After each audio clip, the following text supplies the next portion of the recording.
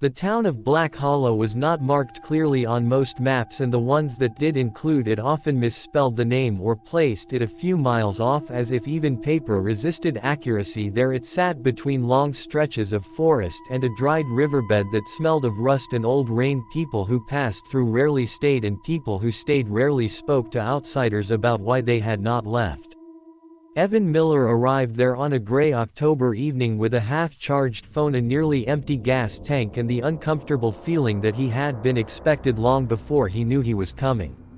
His car radio lost signal 10 miles back, and the silence that replaced it felt heavy like pressure against the ears. Black Hollow welcomed no one with signs or lights, only a single flickering street lamp at the edge of town that buzzed like an insect trapped in glass.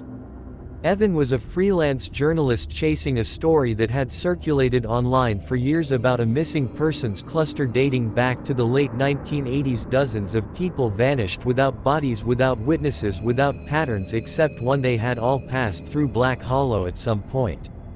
The story had been dismissed as coincidence by authorities, but Evan had learned long ago that coincidence was often the mask fear wore when it wanted to stay hidden. He parked near what appeared to be the town center, though center was generous. It was more of a widening in the road where a closed diner, a post office, and a small grocery store leaned toward one another like old men sharing secrets. The air smelled of damp wood and something sour underneath it. Evan stepped out and felt it immediately, that sensation of being watched, not in a dramatic way but like a low hum under the skin, constant, persistent. He turned slowly, scanning windows. Most were dark, but one second-floor window above the grocery store glowed faintly. The light snapped off the moment his eyes fixed on it. He swallowed and reminded himself fear was useful but panic was not. He walked to the diner. Its windows were dusty but intact. A sign on the door read "Closed indefinitely."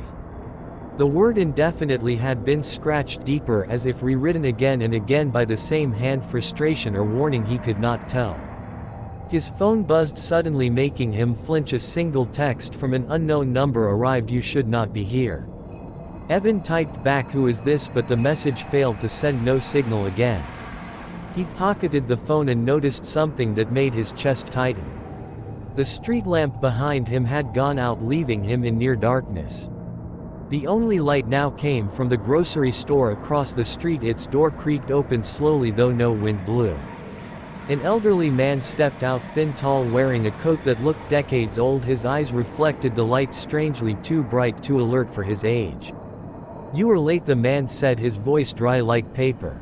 Evan forced a polite tone, saying he was just passing through. The man smiled, but it did not reach his eyes, and replied, "No one just passes through Black Hollow anymore. The last ones tried, did not get far." Evan asked about a place to stay.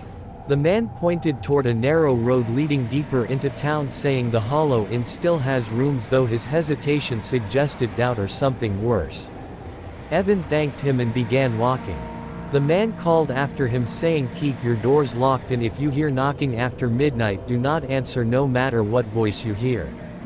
Evan laughed weakly, thinking it was a local joke, but the man did not laugh back, instead turning and going inside the grocery store, locking the door behind him. Evan reached the inn, a two-story wooden building with peeling paint and a porch that sagged in the middle. The sign creaked as it swayed, though the air remained still. Inside, the lobby smelled of dust and old carpet. A bell on the desk rang as he approached. A woman emerged from the back, her hair pulled tight, her face pale. She stared at him longer than was comfortable before speaking. "Room for one night." He nodded. She slid a key across the counter, saying "Room 6", and then added quietly, "Leave before dawn." Evan wanted to ask why, but her eyes warned him not to. He took the key and climbed the stairs, each step groaning like a complaint. The hallway was narrow, the wallpaper peeling in long strips, revealing dark stains beneath. Room 6 was at the end. He unlocked it and stepped inside. The room was small but clean. The window faced the forest, the trees pressed close, branches scraping the glass softly as if testing it. Evan sat on the bed and reviewed his notes: missing persons, dates, names, patterns. Nearly all disappearances occurred within 3 days of arrival in Black Hollow. Most reports mentioned strange dreams, odd sounds, knocking, voices calling names at night. Evan scoffed at the superstition, but his hand trembled slightly as he set the notebook down. Midnight came quietly, too quietly. No insects, no wind, no distant engines, only silence so complete it rang in his ears. Then the knocking began, soft at first, 3 slow taps on the door. Evan froze, remembering the warning. He did not move. The knocking came again, louder, more insistent. Then a voice whispered, "Evan, please open the door, my leg is hurt, I need help." Evan stood slowly, his heart racing. He recognized the voice, his sister Laura, who had died in a car accident 5 years earlier. His mouth went dry. The voice sounded exactly like her, the cadence, the slight catch on the word please. Tears blurred his vision. Another knock came, this time harder. Evan stepped back, shaking, whispering, "This is not real." The voice changed, growing colder, saying, "You always were selfish, Evan." The knocking stopped abruptly. Silence returned, heavier than before. Evan did not sleep. When dawn came, a pale, sickly light filtered through the window. He packed quickly and went downstairs. The front desk was empty. The inn door stood open. He stepped outside and found the street empty, no cars, no people, no sound except his own breathing. He walked toward his car and saw something carved into the pavement near the spot where he had parked. The words were deep, jagged, "Evan Miller arrived yesterday, Evan Miller left never." Evan stood frozen, staring at the words carved into the pavement, his name cut into stone as if it had always been there waiting for him. The forest around the town seemed closer now, leaning inward, swallowing roads and buildings alike. He told himself fear was manufacturing patterns, but the cold certainty in his chest refused logic. He reached his car and turned the key. The engine sputtered once, then died. He tried again, nothing. The battery light flickered weakly, then went dark. His phone still showed no signal. He exhaled sharply, forcing calm, and began walking back toward the center of town, determined to find someone, anyone. The grocery store was open again, its lights bright, almost welcoming. The bell chimed as he stepped inside. Shelves were stocked neatly, too neatly, cans aligned, labels facing forward, not a speck of dust. The elderly man from the night before stood behind the counter, smiling as if no time had passed. "You decided not to leave," the man said. Evan asked about the carving outside. The man shrugged, saying stone remembers better than people do. Evan pressed him about the missing persons, the dreams, the voices. The man listened patiently, then leaned forward, lowering his voice. "Black Hollow is not a place, it is a pause," he said. "When people come here, something notices them, something that lives between moments. It listens, learns their fears there, regrets their unfinished words, and it speaks with those voices." Evan demanded why the town still existed then, why anyone was left. The man smiled thinly, saying because someone must stay to listen, and because it does not like to be alone. The lights flickered, suddenly plunging the store into shadow, then snapped back on. Evan stepped back, heart pounding. The man was gone. The counter was empty. The door behind Evan was now locked. He rushed to it, pulling hard, but it would not budge. A whisper filled the room, soft, layered, dozens of voices overlapping, some pleading, some angry, some familiar. Evan covered his ears, but the sound came from inside his head.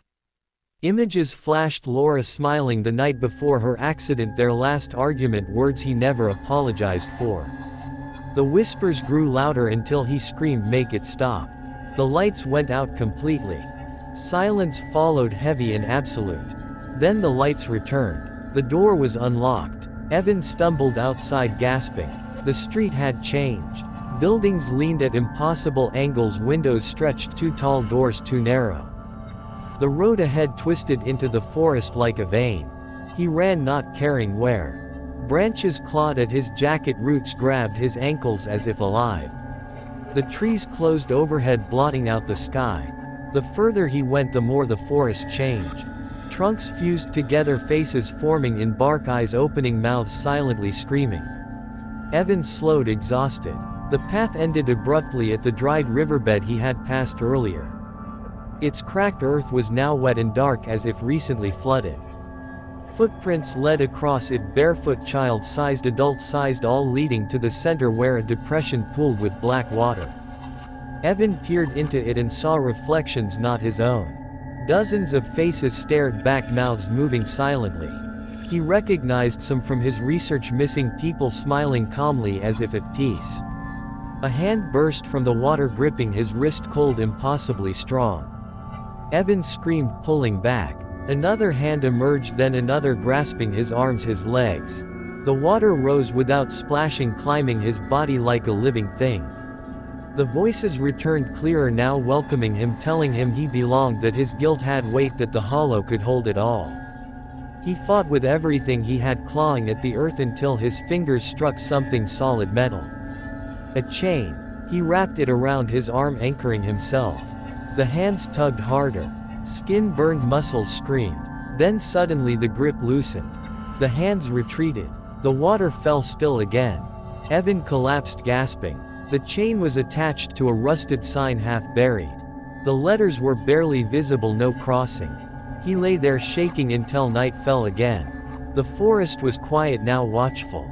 Evan knew he could not outrun this place. He needed answers. He followed the path back toward town, which now appeared almost normal. Lights were on, windows glowing, smoke rising from chimneys as if nothing was wrong. People walked the streets chatting, smiling, children laughed. Evan approached a group. They stopped, turning to him, their smiles frozen, eyes empty. "You should have left," one woman said in a chorus of voices. "We tried," she continued, "but it does not let us go, it only lets us forget sometimes."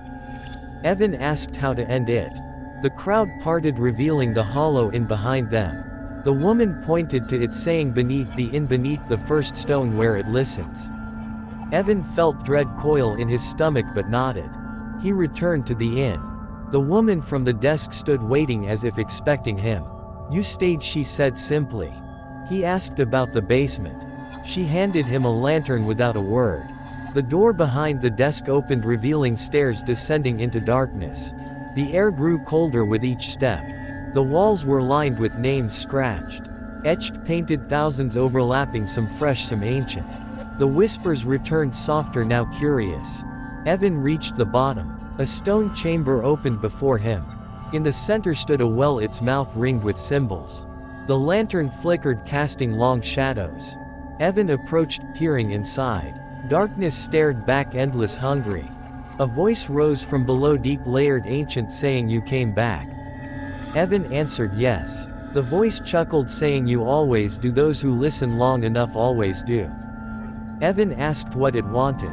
The voice answered, "To be heard, to be remembered, pain feeds memory, regret feeds pain." Evan realized then the town was a lure, a net cast for those carrying unresolved guilt. The hollow consumed it, leaving behind shells, caretakers, listeners. He thought of Laura, of his failure to say goodbye, to forgive himself. Tears fell into the well. The voice softened, saying, "Give it to me, let go." Evan stood trembling, knowing the choice before him, to surrender and forget, or to carry his pain and fight. He lifted the lantern and hurled it into the well. Light flared briefly, then darkness. A scream rose, furious, shaking the chamber. The walls cracked, dust rained. Evan ran up the stairs as the inn groaned, collapsing behind him. The ground shook. The forest roared. Evan burst outside into blinding light. Morning sun, birds chirping. The town looked empty, abandoned buildings, decayed, overgrown. His car sat where he left it, untouched. He stumbled to it, hands shaking, and turned the key. The engine roared to life. He drove without looking back. The road straightened. Trees thinned. Signal returned. His phone buzzed, dozens of missed notifications. One new message from an unknown number read, "You cannot leave everything behind." Evan drove on, tears streaming, unsure whether he was free or merely released. Part 3. Evan drove for hours, yet the landscape barely changed. The road stretched forward, smooth and empty, the trees on either side forming a tunnel that felt too symmetrical, too intentional. The sun hung low, unmoving, casting long shadows that never shifted. He checked the dashboard clock, it blinked 12:12 again and again, refusing to advance. His phone buzzed once more. No new message, just the same notification repeating, "You cannot leave everything behind." He threw the phone onto the passenger seat, breathing hard, telling himself the town was gone, that whatever he experienced was over. Then he saw the sign ahead, weathered wood letters, faded black, hollow, 5 miles. His heart slammed against his ribs. He slammed the brakes, skidding to a stop, dust rising around the car. The sign stood where there had been none moments before. He backed up slowly, eyes fixed on it. The distance number did not change. 5 miles. He turned the car around, accelerating hard, driving the opposite direction. Minutes passed, then the same sign appeared again, unchanged. Panic clawed at him, now undeniable. He was not released, he was looping. Night fell suddenly like a switch flipped. Headlights illuminated the road, but the darkness beyond felt thick, almost solid. The radio crackled to life on its own, static resolving into a familiar voice. "Evan," it said softly. "Laura." His throat tightened. "Not again," he whispered. The voice sounded calmer than before, warmer. "You cannot outrun what you never faced," she said. He shouted at the radio to shut up, pounding the dashboard. The static surged, then silence returned. The road narrowed ahead, becoming the same road into Black Hollow. The town lights appeared in the distance, glowing gently, invitingly. Evan slowed, realizing resistance only fed it. He drove back into town, parking in the same spot as before. Everything looked restored, fresh paint, clean windows, people moving about as if it were alive again.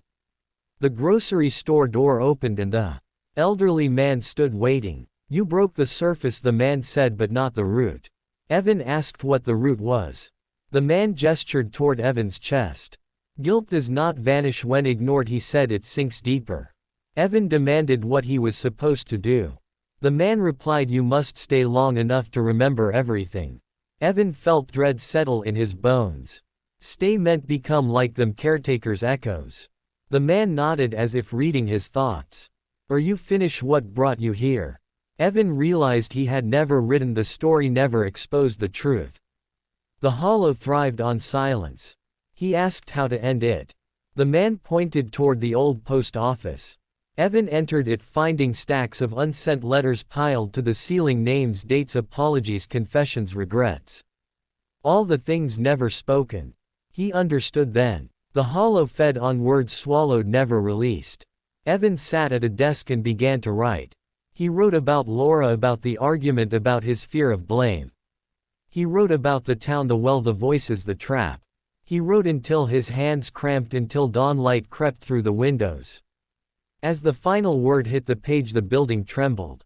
Outside, screams echoed, not of pain but of release. Evan stepped out and watched as the town faded, buildings dissolving into mist, faces lifting upward, voices whispering thank you. The forest receded, the road straightened. The elderly man stood one last time, smiling genuinely now. "You listened," he said, "and you spoke." Evan blinked and found himself alone on an open highway, morning sun rising, clock ticking normally, phone buzzing with real messages. The Black Hollow sign lay shattered on the roadside, blank wood splintered. Evan drove on, carrying the weight still present but lighter, shaped into words. Somewhere far behind him something listened but found nothing left to feed on. Thanks for watching. If you enjoyed this chilling story, don't forget to subscribe for more. Hit the like button to show your support, and click the bell so you never miss a spine-tingling update. Stay curious, and stay safe.